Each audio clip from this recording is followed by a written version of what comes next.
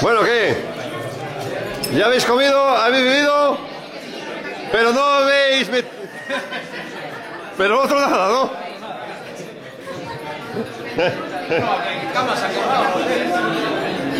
Bueno. Hombre, si está aquí Mata. ¿Qué pasa, Mata? Hombre, si está aquí el anfitrión.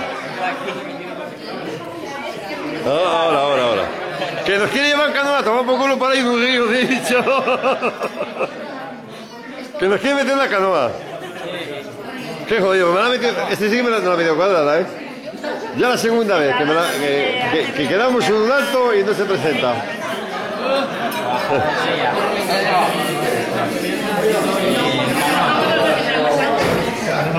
¿Qué pasa, socio? ¿Qué tal?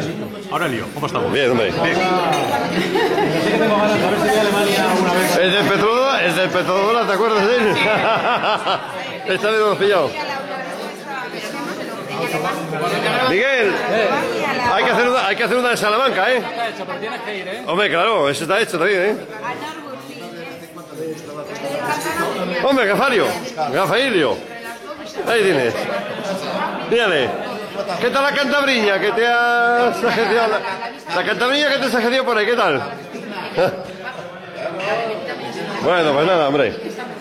Hombre, ¿qué pasa, campeón? Muy bien. Todo muy bien. Mira que maja más maja, ¿eh? Así da gusto estar aquí las quedadas, ¿eh? Bueno, gracias. Bueno, pues hay que preparar para la próxima, ¿eh? Hay que decidirlo aquí, ¿eh? No, yo he hecho uno hace poco. Ahora le toca otro. Que nos dijeron que dejaste el listón muy alto. ¿Qué va, mujer? Que nada. Exagero mucho esta gente. Luego lo miraremos. ¿Eh? ¿Yo cuando lo hice? ¿Cuándo fue la última vez que lo hice? Es que...